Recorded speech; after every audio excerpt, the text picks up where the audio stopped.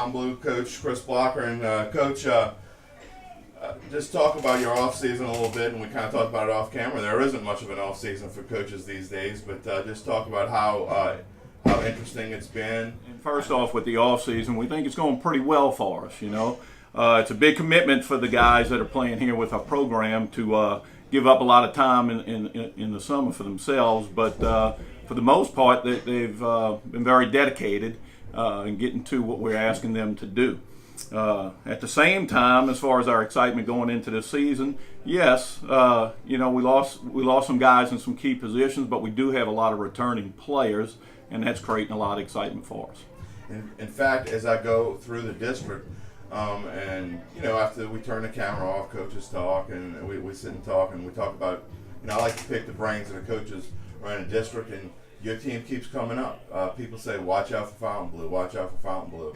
The experience that we have coming back, a lot of those young guys playing last year would, put that perception out, and rightfully so.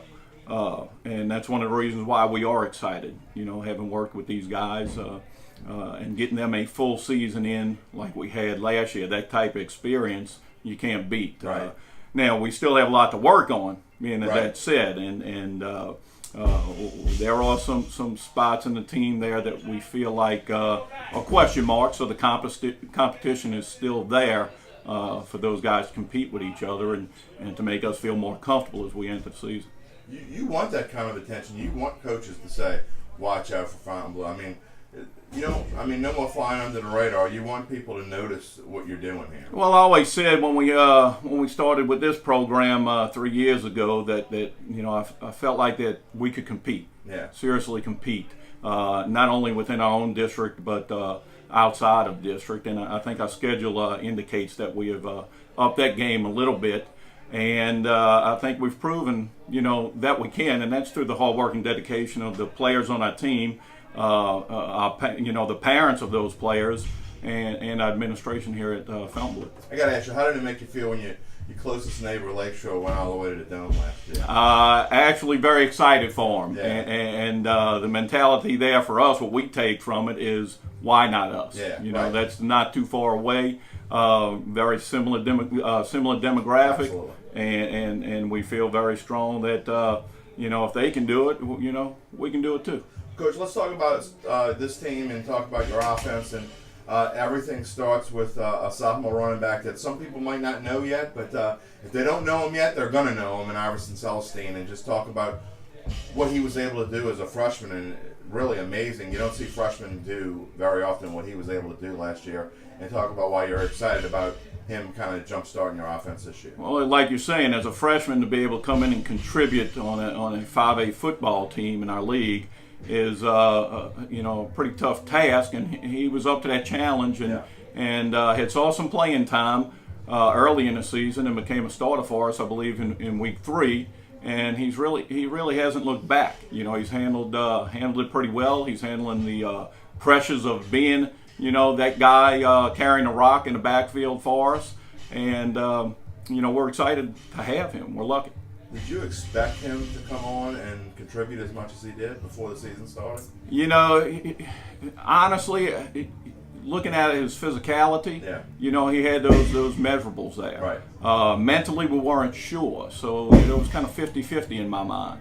And again, once we got out on the practice field and had them in pads and started working them in, then it became a no-brainer. And you couldn't do anything about it. Talk about the rest of your offense a little bit, and let's talk about some returning starters you have, and then some top newcomers you project to sure. make some We can progress. start up front offensively with Griffin Clements on our offensive line, along with David LeBlanc, Doug Schuler, another returning starter, and Isaac Gray. The newcomer in that group is Brennan Goodrow. Mm-hmm. But again, with that experience up front, we feel like that's a strong suit for our offense.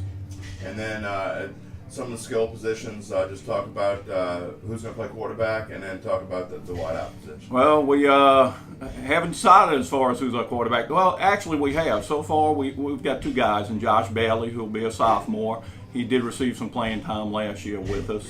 And Dwayne Bernard, he's the other guy who actually started for us in week 2 last year, did a phenomenal job, and then went down with a knee injury, I believe, week 4 against Mandeville at the end of the game, and wasn't able to finish the season with us.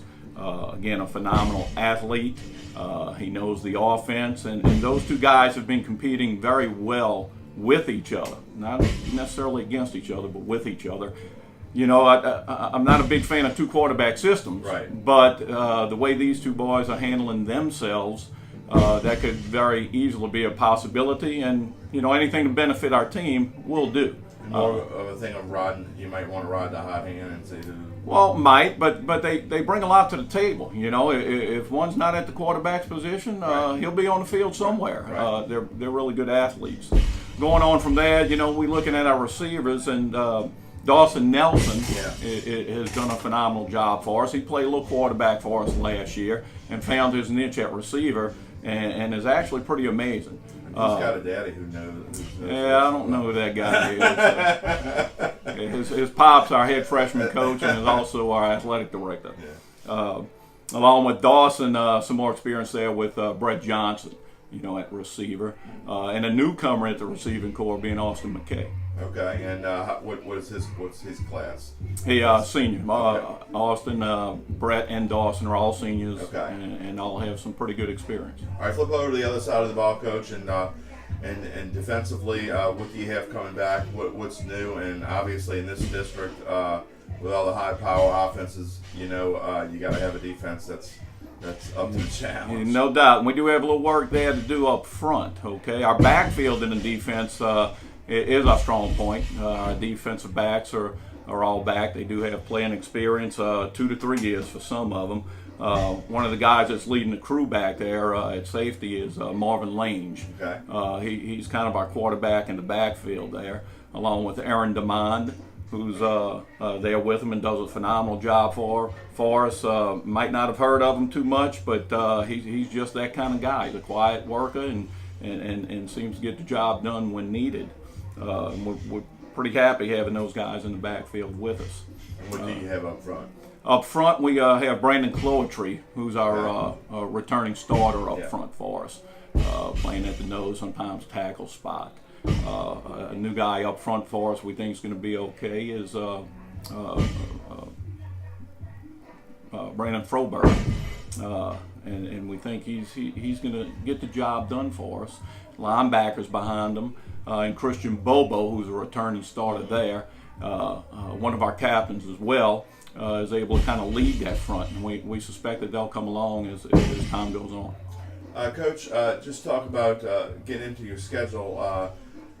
Well, of course, we'd like to see that the team is working together and gelling, you know, once we get out on that field, and that they have each other's back. Along with that, you know, comes leadership and seeing how that develops. The physicality of the game, you know, is there in the mix as well. Want to see if we can be physical. And then, of course, how smart, you know, the decisions that we make once we get out onto the field. And going into week 1, if we can achieve some of those measurements there, we're hoping that in itself will help us compete and perform well in week 1. A lot of close games around. I mean, we do. You know, we compete well. Fontainebleau competes well. I couldn't be more proud, more excited, and more lucky to be in a position that I'm in, and with the great staff that I have here.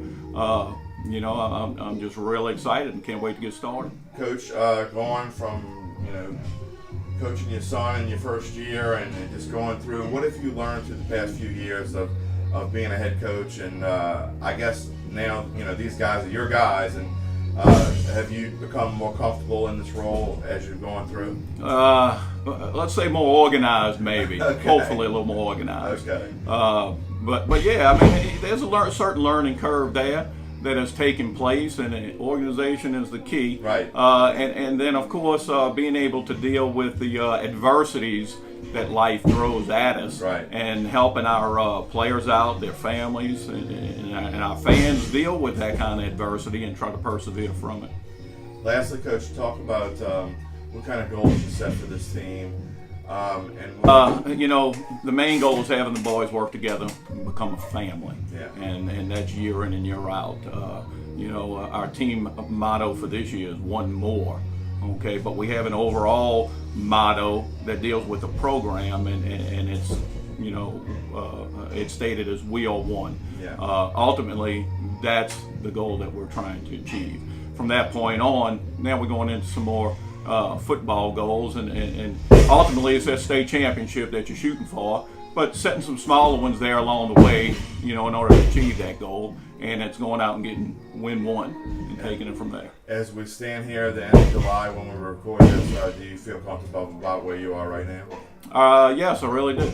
I really do, and it shows with the work ethic of the guys involved here in the program.